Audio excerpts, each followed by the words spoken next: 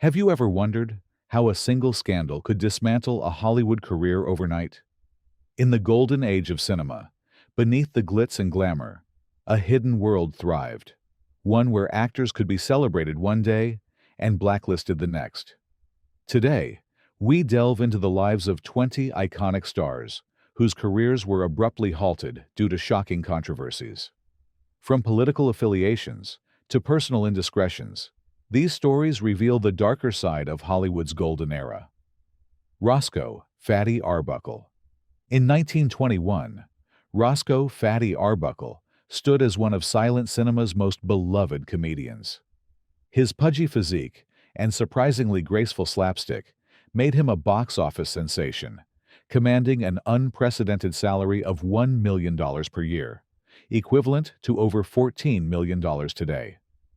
Mentored by Mack Sennett and a mentor himself to Charlie Chaplin, Arbuckle had signed a groundbreaking contract with Paramount Pictures that gave him complete creative control over his films. Labor Day weekend of 1921 would change everything. Celebrating his new contract, Arbuckle hosted a 3-day party at San Francisco's St. Francis Hotel. Among the guests was Virginia Rappe, a 25-year-old aspiring actress. During the festivities, Rappe became seriously ill and died days later from a ruptured bladder and peritonitis. What followed was America's first major Hollywood scandal. Maud Delmont, another party attendee, accused Arbuckle of sexually assaulting Rappe with a foreign object, causing her internal injuries. Though medical evidence never supported this claim, newspapers, particularly those owned by William Randolph Hearst, seized on the lurid story. Headlines screamed accusations that Arbuckle had crushed the young woman beneath his substantial weight, or violated her with a bottle. The public reaction was swift and vicious. Theater owners pulled Arbuckle's films, and Paramount canceled his contract, immediately losing $500,000 by shelving his unreleased movies. The newly formed Motion Picture Producers and Distributors of America, headed by former Postmaster General Will Hayes, banned Arbuckle from appearing in films. Arbuckle faced 3 grueling trials, the first ending in a hung jury leaning toward conviction, the second in another hung jury leaning toward acquittal, and the third in acquittal after just 6 minutes of deliberation. The jury even issued an unprecedented apology. Acquittal is not enough for Roscoe Arbuckle. We feel a great injustice has been done him. There was not the slightest proof adduced to connect him in any way with the commission of a crime. Despite legal vindication, Arbuckle's career was destroyed. Although the Hayes office officially lifted the ban 8 months later, the damage was irreversible. Studio heads agreed not to hire him, and his films remained banned in many theaters. Arbuckle attempted a comeback under the pseudonym William Goodrich, directing films for his friend Buster Keaton. But his on-screen career never recovered. In 1933, Warner Brothers finally offered Arbuckle a chance to star in a feature film. He joyfully signed the contract, telling friends, "This is the best day of my life." Tragically, he died in his sleep that very night from a heart attack. He was just 46 years old. Charlie Chaplin. Few stars achieved the global reverence of Charlie Chaplin, whose iconic Little Tramp character made him cinema's first true international superstar. Born into poverty in London, Chaplin rose to become not only the highest-paid entertainer in the world, but also a filmmaker with unprecedented creative control. By the 1940s, he had produced timeless masterpieces like City Lights, Modern Times, and The Great Dictator. However, Chaplin's political views and personal life made him increasingly controversial in post-war America. His humanistic, somewhat leftist politics, evident in his film's sympathy for the poor and criticism of industrialization, drew suspicion during the emerging Cold War. Though never a communist, Chaplin opposed the growing anti-communist hysteria and refused to align himself with American nationalism. Powerful gossip columnist Hedda Hopper led a campaign against Chaplin, portraying him as anti-American and morally corrupt. FBI Director J. Edgar Hoover, convinced that Chaplin represented a political threat, compiled a massive 1,900-page dossier on him. Simultaneously, Chaplin's personal life fueled critics' fire. His marriages to much younger women, including 16-year-old Mildred Harris and 17-year-old Leta Gray, along with paternity suits and public divorces, created an image of moral impropriety. The final blow came in 1952. While Chaplin was sailing to London for the premiere of his film Limelight, Attorney General James McGranary revoked his re-entry permit, effectively exiling him from the United States unless he submitted to an immigration interview about his politics and morals. Rather than face such humiliation, Chaplin chose not to return, stating, "I have been the object of lies and propaganda by powerful reactionary groups who, by their influence, and by the aid of America's yellow press, have created an unhealthy atmosphere in which liberal-minded individuals can be singled out and persecuted." Chaplin settled in Switzerland with his final wife, Una O'Neill, and their growing family. His films were largely boycotted in America during the 1950s, and he would not return to the United States until 1972, when he received an honorary Academy Award and a standing ovation that brought him to tears. Ingrid Bergman. Ingrid Bergman embodied Hollywood sophistication and European elegance. Her performances in films like Casablanca, Gaslight, and Hitchcock's Notorious established her as both a critical darling and audience favorite. With her luminous screen presence and perceived moral integrity, Bergman was marketed as the antithesis of the Hollywood sex symbol, a serious actress of unimpeachable character. This carefully constructed image made her fall from grace all the more spectacular. In 1949, while filming Stromboli, under the direction of Italian neo-realist Roberto Rossellini, Bergman, still married to Swedish neurosurgeon Peter Lindström, began an affair with the director. When news broke that she was pregnant with Rossellini's child, the public reaction was swift and merciless. Senator Edwin C. Johnson of Colorado denounced Bergman on the Senate floor as a powerful influence for evil and Hollywood's apostle of degradation. Gossip columnists who had once celebrated her turned viciously against her, and her films were boycotted across America. The scandal erupted at the height of the post-war emphasis on family values, when Hollywood was already under scrutiny for potentially corrupting public morals. Bergman was effectively exiled from Hollywood for nearly 7 years. She divorced Lindström, married Rossellini, and made 5 films with him in Italy. Though artistically significant, these films reached limited audiences in America, where Bergman had become a cultural pariah. Her rehabilitation began gradually. In 1956, she appeared in the film Anastasia, which brought her a second Academy Award, though she did not attend the ceremony, fearing public backlash. Host and friend Cary Grant accepted on her behalf. When the audience applauded the win, it signaled a shift in public sentiment. Bergman's full return to Hollywood came in 1958 with her appearance on The Ed Sullivan Show, followed by her role in Indiscreet opposite Cary Grant. By the 1970s, she had fully reclaimed her status as a beloved screen legend, winning a 3rd Oscar for Murder on the Orient Express and acclaim for her final role in Ingmar Bergman's Autumn Sonata. John Garfield.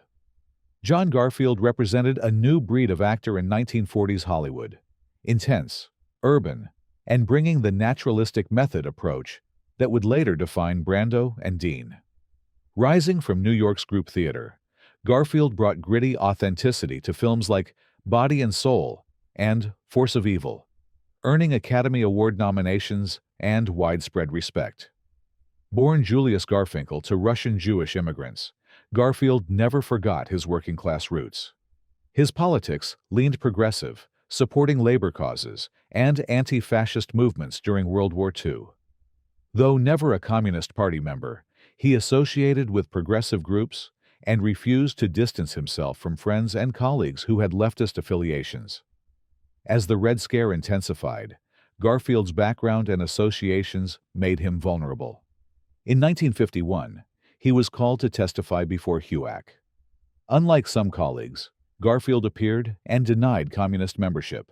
But crucially, he refused to name names of others, stating, "I cannot and will not cut my conscience to fit this year's fashions."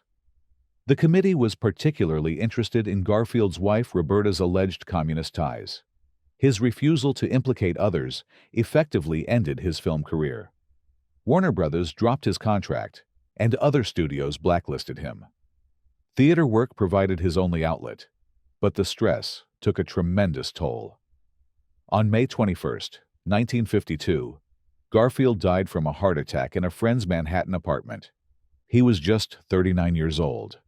Many believe the stress of persecution contributed to his premature death.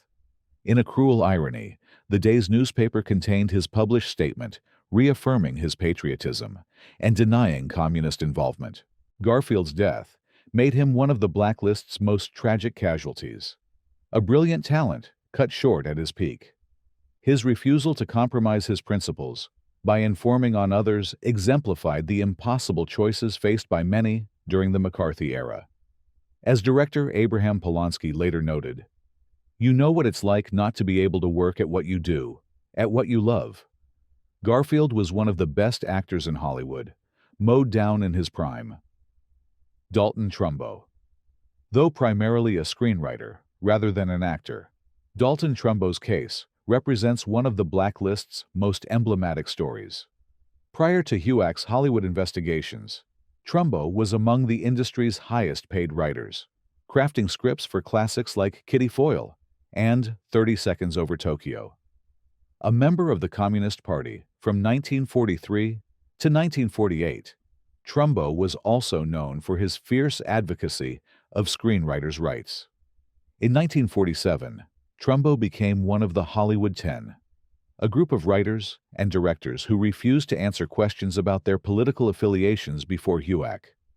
Rather than invoking the Fifth Amendment, they challenged the committee's constitutional right to question their political beliefs. This strategy proved disastrous. All 10 were cited for contempt of Congress. Trumbo served 11 months in federal prison and, upon release, found himself thoroughly blacklisted. Unable to work under his own name, he began writing under pseudonyms and fronts. People who claimed credit for his work and passed payments to him. During this period, he wrote dozens of scripts, often working through the night in his bathtub, cigarette in hand and whiskey nearby. In a supreme irony, Trumbo's blacklist period included his most acclaimed work. His screenplay for Roman Holiday, credited to his frontman Ian McClellan Hunter, won an Academy Award. In 1956, writing as Robert Rich, he won another Oscar for The Brave One. The mysterious absence of Rich at the ceremony became a public embarrassment for the Academy and highlighted the absurdity of the blacklist. Trumbo's return to credited work came in 1960, when Kirk Douglas insisted he receive proper credit for the epic Spartacus, while director Otto Preminger announced Trumbo as the screenwriter for Exodus. These simultaneous actions effectively ended the blacklist's power, though its effects lingered for many. The writer later reflected, "The blacklist was a time of evil, and no one who survived it came through untouched by evil. I will never cease to blame myself for my failure to refuse the kind of collaboration that the blacklist demanded of me." Paul Robeson. Paul Robeson stands as perhaps the most multi-talented figure ever targeted by the blacklist. A towering intellect and Renaissance man, Robeson was an All-American football player, Columbia Law School graduate, concert-level bass baritone singer, polyglot who spoke over 20 languages, and powerful actor whose Othello remains legendary. His recordings of spirituals and his performance in Showboat made him an international star. Robeson's political awakening came gradually through his experiences with racism in America and his travels abroad. Deeply moved by the Soviet Union's official stance against racism, Robeson became an outspoken advocate for both civil rights and international socialism. He believed that American racism and worker exploitation were interconnected problems requiring radical solutions. As Cold War tensions escalated, Robeson's unapologetic politics made him increasingly controversial. His statement at the 1949 Paris Peace Conference, questioning why African Americans would fight against the Soviet Union, a country he claimed treated him with respect, was widely misreported as saying Black Americans would not fight for the United States. This ignited a firestorm. The backlash was swift and severe. Robeson was denounced as a traitor in the press and by government officials. His concerts were canceled, records removed from stores, and his name stripped from college honor rolls. In 1950, the State Department revoked his passport, preventing him from performing internationally where he remained popular. This effectively crippled his income and influence. For 8 years, Robeson fought to regain his passport, finally succeeding in 1958 after a Supreme Court ruling. But the damage was done. His health had deteriorated, and his career never recovered. Though he attempted a comeback with a Carnegie Hall concert in 1958, years of stress and persecution had taken their toll. He suffered from depression and attempted suicide. Robeson spent his final years in seclusion, dying in 1976 at age 77. The silencing of Robeson represented a profound cultural loss. As artist and activist Harry Belafonte noted, he was the first Negro in America to give us a sense of pride. They feared Paul Robeson. They feared his remarkable dignity. They feared his intellectual capacity. They feared his eloquence. And when he began to travel the world, he became a big problem. Jean Muir. Jean Muir's case illustrates how quickly a career could be destroyed during the Red Scare, and how little evidence was required. In 1950, Muir was cast as Mrs. Aldrich in NBC's television adaptation of the popular radio show, The Aldrich Family. Just 3 days before the premiere, her name appeared in Red Channels, a publication listing 151 entertainment industry professionals alleged to have communist ties. Red Channels, published by the right-wing journal Counterattack, listed Muir's supposed Communist Front affiliations, primarily her membership in the Congress of American Women and her support for Russian war relief during World War II. No evidence showed Muir had actual Communist Party membership or sympathies. The reaction was immediate. The show's sponsor, General Foods, received threatening phone calls from self-appointed watchdog groups. Without investigation, General Foods canceled Muir's contract, replacing her with another actress. NBC acquiesced without protest. Muir became the first performer officially blacklisted from television based solely on an unsubstantiated listing. The actress fought back, denying communist sympathies and demanding hearings to clear her name. None were granted. In a 1950 interview, she explained, "I am an American, and I believe in American democracy. I am not a communist and never have been. I am not a fellow traveler. I am not a communist sympathizer." These protestations fell on deaf ears. Muir's acting career, spanning over 2 decades in theater and film, effectively ended overnight. She attempted a comeback in theater, but found doors closed. Later, she taught drama at a girls' school in California, a striking demotion for an actress once considered among Hollywood's brightest talents. Zero Mostel. Zero Mostel's larger-than-life persona and extraordinary talent made him a standout performer in any medium. A gifted painter turned comedian, Mostel's unique blend of manic energy, physical comedy, and dramatic depth brought him success in nightclubs, theater, and film during the 1940s. His progressive politics, supporting civil rights and labor causes, placed him in HUAC's crosshairs. In 1955, Mostel was called to testify before the committee. His appearance became legendary for its combination of defiance and absurdist humor. When asked if he knew a particular individual, Mostel responded, "I knew him to be a communist because he had a beard and he wore horn-rimmed glasses and smoked cigarettes in a holder. How do I know? He neither named names nor fully cooperated, instead mockingly referring to HUAC members as children and deflecting questions with humor. The consequences were severe. Already finding film work scarce due to unofficial blacklisting, Mostel was now formally unemployable in television and movies. His income plummeted, and he returned to his original career as a painter to support his family. The stress contributed to a mental breakdown, and in 1960, he was hit by a bus, requiring multiple surgeries to save his leg. Mostel's redemption came through the theater. Producer-director Jerome Robbins, ironically, someone who had named names before HUAC, cast Mostel in A Funny Thing Happened on the Way to the Forum in 1962. Mostel's performance won a Tony Award and reignited his career. His defining role came as Tevier in the original Broadway production of Fiddler on the Roof, followed by his iconic performance in Mel Brooks' The Producers as the unscrupulous Max Bialystock. Mostel's comeback was remarkable, but he never forgot the blacklist years.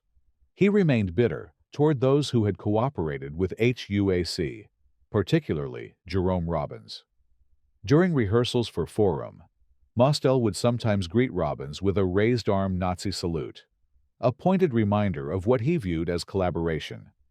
When asked years later if he had forgiven his persecutors, Mostel replied, "I have a long memory.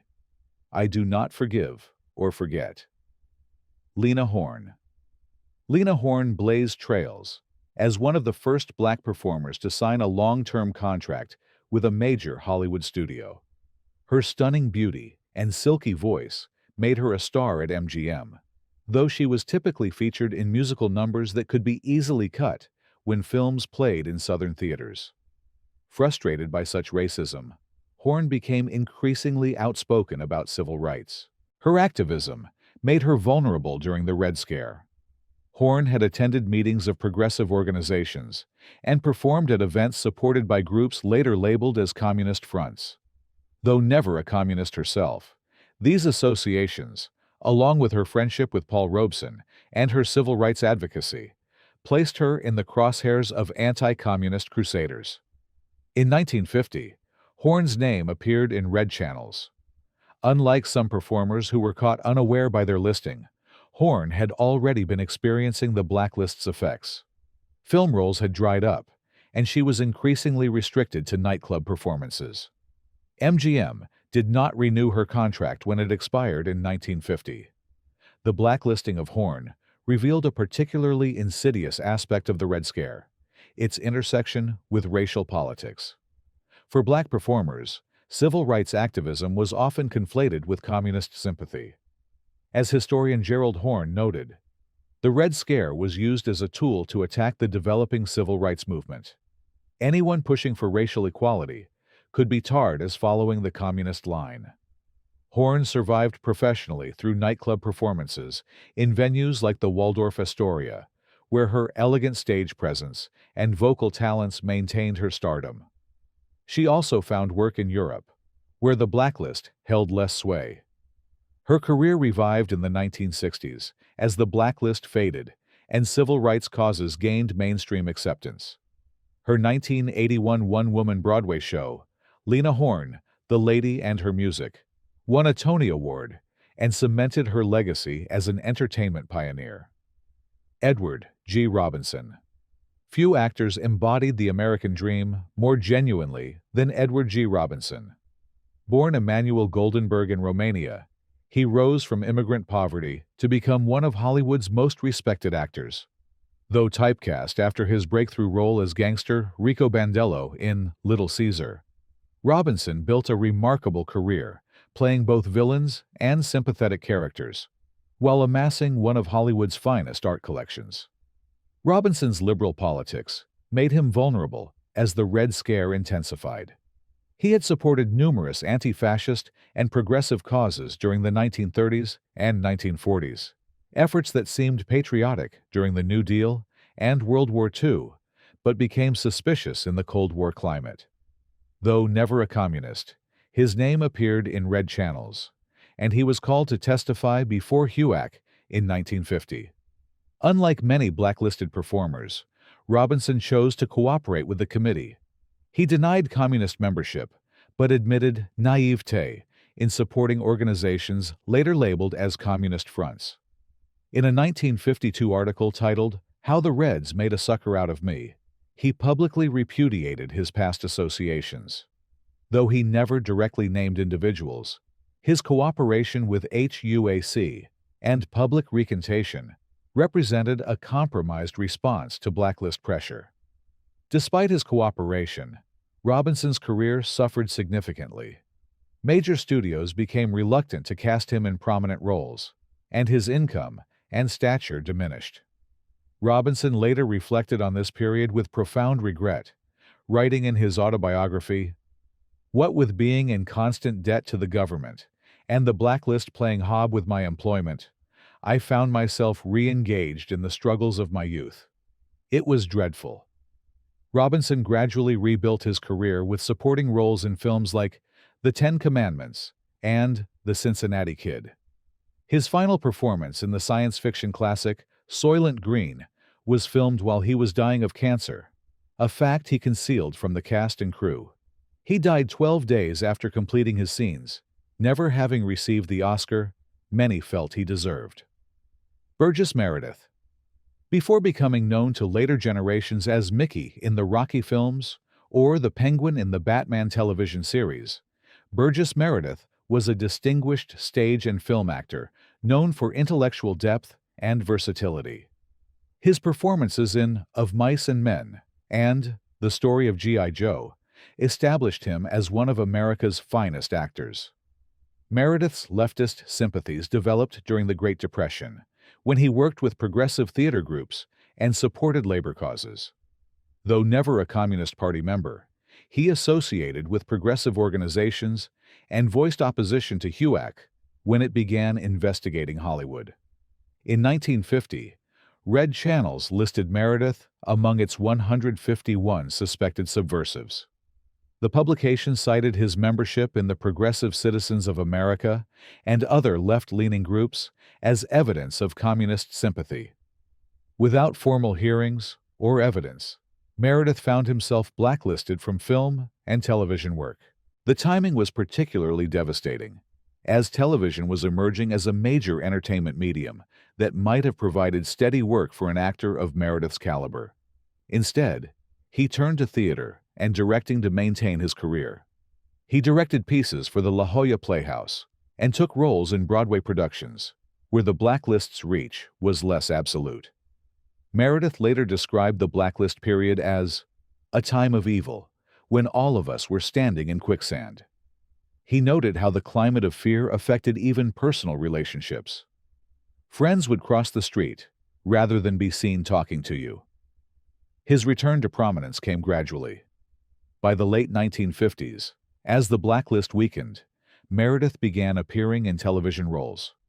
His career fully revived in the 1960s, with memorable performances in Twilight Zone episodes, followed by his iconic role as the Penguin in Batman and his Academy Award-nominated performance as Mickey in Rocky. Geer. Before finding fame as the beloved Grandpa Walton on television's The Waltons, Geer had a long career as a folk singer, stage actor, and political activist. A close friend of Woody Guthrie, Geer performed at labor rallies and union events throughout the 1930s and 1940s, often combining his artistic talents with his political convictions. Unlike some who were unfairly accused of communist sympathies, Geer was forthright about his radical politics. He had been a member of the Communist Party during the Depression years and remained committed to progressive causes throughout his life. This made him an obvious target when the anti-communist investigations began. Called before HUAC in 1951, Geer refused to name names or apologize for his political activities. The result was immediate blacklisting from film and television. With his entertainment career stalled, Geer fell back on his training as a botanist. He and his wife created Theatricum Botanicum in Topanga Canyon, California, an open-air theater surrounded by gardens featuring plants mentioned in Shakespeare's works. This creative response to blacklisting allowed Geer to combine his love of acting, botany, and education while providing employment for other blacklisted performers. Today, the theater continues as a thriving cultural institution, perhaps the only positive institutional legacy of the blacklist era. Geer's return to mainstream entertainment came in the late 1960s with a role in the counterculture film In Cold Blood. His casting as Grandpa Walton in 1972 brought him late career fame and introduced him to a generation unfamiliar with his political struggles. The irony of a once blacklisted communist becoming a symbol of traditional American family values was not lost on Geer, who maintained his progressive values while playing the role. When Geer died in 1978, his Walton's co-star Ellen Corby said, "We have lost our patriarch."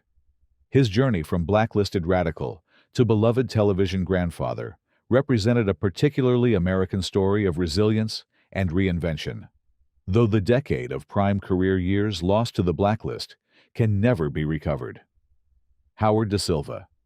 Howard Da Silva's powerful presence and distinctive voice made him a commanding performer on stage and screen.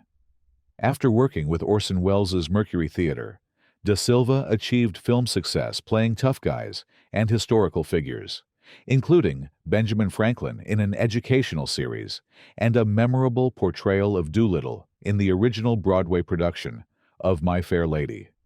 A committed leftist with associations to the Communist Party, Da Silva was called before HUAC in 1951.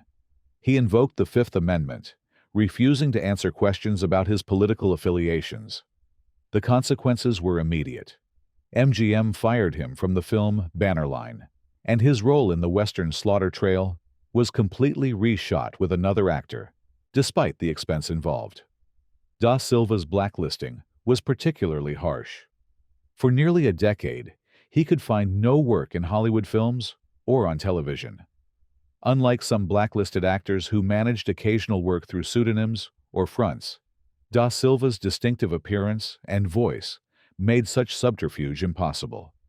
He survived professionally through theater work, particularly in New York, where the blacklist was less rigidly enforced. In 1960, as the blacklist's power began to fade, Da Silva returned to Broadway in Fiorello. His film career slowly resumed with 1963's David and Lisa, followed by more prominent roles in Mommy Dearest and 1776, where he recreated his famous portrayal of Benjamin Franklin. Gale Sondergaard. Gale Sondergaard made Hollywood history by winning the first ever Academy Award for Best Supporting Actress for her performance in Anthony Adverse. Specializing in sophisticated, often villainous roles, her striking features and regal bearing made her a memorable presence in films like The Letter and The Spider-Woman. She was originally cast as the Wicked Witch in The Wizard of Oz, before the character was perceived as less glamorous. Sondergaard's troubles began not with her own politics, but with those of her husband, director Herbert Biberman. As one of the Hollywood 10, who refused to testify before HUAC, Biberman was sentenced to 6 months in prison and blacklisted. Sondergaard, standing by her husband, found herself blacklisted by association. In 1951, she was called before HUAC herself. Rather than name names or denounce her husband, Sondergaard invoked the Fifth Amendment. A studio executive reportedly told her agent, "She's as good as dead." Her film career, spanning over 40 films, came to an abrupt halt. The couple faced severe financial hardship. Sondergaard later recalled, "We had to sell our house. I couldn't get work in Hollywood after that. Neither could my husband." Biberman's response was to create the independent film Salt of the Earth, a groundbreaking work about a miners' strike featuring actual miners and their families instead of professional actors. The film, now considered a classic of independent cinema, was itself blacklisted, shown in only 13 theaters nationwide due to industry pressure. Sondergaard found occasional work in theater, but remained absent from screens until 1965, when she appeared in an off-Broadway production, that led to her return to film in The Return of a Man Called Horse and Echoes of a Summer. Though she worked until the late 1970s, her career never regained its former prominence. Lionel Stander. With his gravelly voice and pugnacious demeanor, Lionel Stander brought memorable character work to films throughout the 1930s and early 1940s. A versatile supporting actor, he appeared in classics like Mr. Deeds Goes to Town and A Star is Born, often playing tough guys with hearts of gold or comic sidekicks. Unlike many who were blacklisted based on tenuous associations, Stander had genuine left-wing credentials. A vocal critic of economic inequality and fascism, he was active in union organizing and anti-Nazi activities. Though his politics aligned with the Communist Party on many issues, he maintained he was never actually a party member. Stander's troubles began early. In 1940, he was called before a California legislative committee investigating communism, a precursor to HUAC. His combative testimony, in which he referred to the committee as a bunch of dramatic critics, led to his first mini-blacklisting, though World War II temporarily eased political tensions. By 1947, with the Cold War intensifying, Stander found himself blacklisted from films. Called before HUAC in 1953, he delivered one of the committee's most defiant performances, stating, "I am not a dupe, or a dope, or a mo, or a schmo. I am a certified, genuine, loyal American, and I knock down anyone who, through ignorance or design, attempts to label me otherwise." Stander not only refused to cooperate, but directly accused HUAC of using fascist tactics and Hollywood executives of cowardice. When asked about communist infiltration of the entertainment industry, he turned the question around, suggesting that the real infiltration was the hand of the United States government reaching into the highest councils of the motion picture industry. The result was complete professional exile. Stander moved to Europe in 1965, where he worked steadily in films by directors like Roman Polanski and Sergio Leone. American audiences would not see him regularly again until 1977, when he began his most recognizable role as Max, the chauffeur in the television series Heart to Heart. Marsha Hunt. Marsha Hunt represented Hollywood's ideal of the wholesome, intelligent American woman. After beginning her career as a model, she signed with Paramount in 1935 and built a solid reputation as a versatile leading lady in films like Pride and Prejudice and The Human Comedy. By the 1940s, she was a reliable presence at MGM, appearing in over 50 films before age 30. Hunt's political awareness grew during World War II, when she became active in the Hollywood Canteen and war bond drives. After the war, she joined the Committee for the First Amendment, a group of Hollywood professionals who flew to Washington in 1947 to protest HUAC's Hollywood hearings. Though not herself a radical, Hunt believed in civil liberties and opposed what she saw as unconstitutional investigations. This principled stand cost her dearly. In 1950, Hunt's name appeared in red channels. Though never called before HUAC, she found herself blacklisted nonetheless. A role in The Happy Time was withdrawn, and her promising career stalled. Hunt later recalled the bizarre experience of being professionally shunned without formal accusation. "I was never subpoenaed.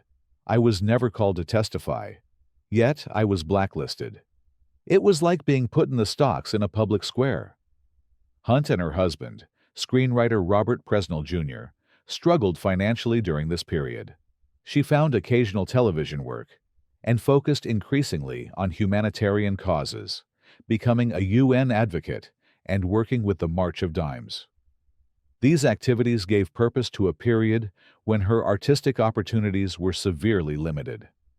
As the blacklist weakened, Hunt returned to acting in the 1957 film Bombers B-52. But the momentum of her earlier career was irretrievably lost.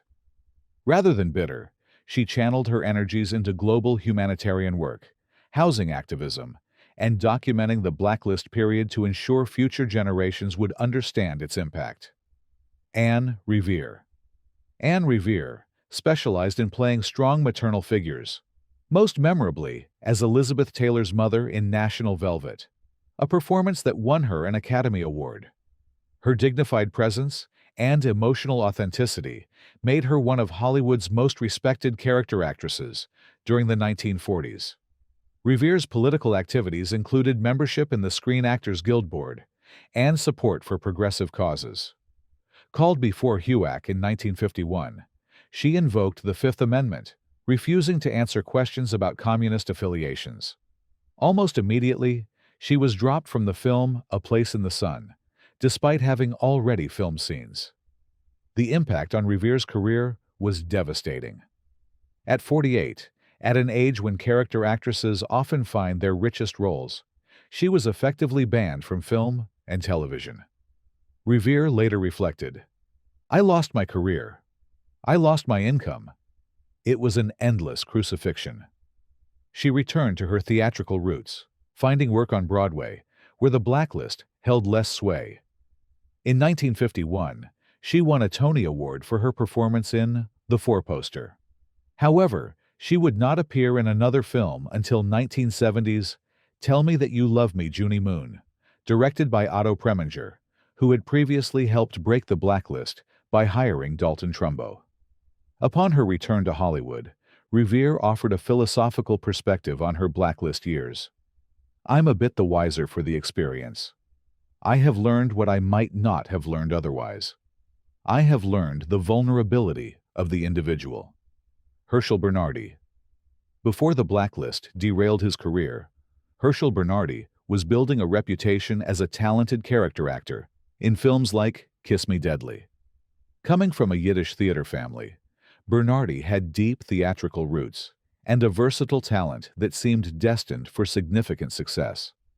Bernardi's leftist sympathies stemmed from his Eastern European Jewish background and his experiences during the Great Depression. Though details of his political activities remain somewhat obscure, his name appeared in red channels, and he found himself unemployable in Hollywood by the early 1950s. What makes Bernardi's case particularly notable was his creative pivot during the blacklist years. Unable to find on-camera work, he turned to voice acting, a field where his distinctive voice could be employed without his face being recognized. Most famously, he became the voice of Charlie the Tuna in Starkist commercials and the Jolly Green Giant in television advertisements, creating iconic vocal characterizations that became part of American popular culture. Bernardi's return to visible performance came gradually. In 1958, as the blacklist began to weaken, he landed the role of Lieutenant Jacoby in the television series Peter Gunn. This was followed by his Tony-nominated performance as Tevier in the Broadway production of Fiddler on the Roof, and the starring role in the television series Arnie. Lee Grant. Lee Grant's blacklisting came at a particularly cruel moment in her career. After receiving an Academy Award nomination for her film debut in Detective Story, the young actress seemed destined for stardom. Instead, she found herself blacklisted after refusing to testify against her husband, playwright Arnold Manoff, before HUAC. Grant's listing in red channels cited her association with left-wing causes and her marriage to Manoff. Though not a communist herself, Grant refused to denounce her husband or others. The result was a blacklisting that lasted nearly 12 years, an eternity in an actress's career. The personal cost was enormous. Grant later recalled, "I lost my oldest and closest friends. I was a pariah. No one would talk to me. No one would hire me. And I had a small child to take care of." Beyond the professional damage, she described the psychological toll. It was a form of psychological rape to be so humiliated. During her blacklist years, Grant supported herself through acting classes and occasional theater work, developing skills as a director and producer. Her return to Hollywood came in 1963, when she appeared in the television series Peyton Place, winning an Emmy Award in 1966. Grant's remarkable second act demonstrated extraordinary resilience. In 1971, she received an Academy Award for her supporting role in Shampoo. In a supreme irony, she delivered her acceptance speech exactly 1 minute longer than allowed, later explaining, "I was blacklisted because I wouldn't talk. I was damned if I was going to be cut off when I had something to say." Norman Lloyd. Norman Lloyd's extraordinarily long career, spanning from Orson Welles' Mercury Theater in the 1930s to the 2015 film Trainwreck, when he was 100 years old, makes his blacklist period particularly poignant. What might this versatile actor, director, and producer have accomplished during the decade when his career was severely constrained? Lloyd's progressive politics developed during the Depression, when he worked with the Federal Theater Project and various left-wing theater groups. His associations with these organizations, along with his friendship with known leftists, placed him under suspicion during the Red Scare. Though never called before HUAC, Lloyd found film opportunities drying up in the early 1950s. Unlike many blacklist victims, Lloyd found a crucial ally in Alfred Hitchcock, who hired him as an associate producer and director for the television series Alfred Hitchcock Presents, beginning in 1957. Hitchcock, who had his own contentious relationship with studio executives, ignored pressure and kept Lloyd employed throughout the blacklist era. Lloyd's experience highlights the arbitrary nature of the blacklist's enforcement. While some performers were completely unemployable, others, often depending on the courage of individual producers or directors, found niches where they could continue working. Lloyd later acknowledged his fortune. "I was saved by Hitchcock, who wanted me to work on his series. He had enough power to tell the networks and sponsors to go to hell." Living to 106, Lloyd became the blacklist's longest surviving major figure. In his last decades, he served as an eloquent witness to this dark period, reminding later generations of both the personal cost of political persecution and the resilience required to overcome it. If you found these hidden stories from Hollywood's golden age as fascinating as we did, don't forget to hit that like button, subscribe to our channel for more untold tales from entertainment history, and share this video with fellow film lovers. Your support helps us keep digging into the past to bring you the truth behind the legends. Thanks for watching, and we'll see you in the next one.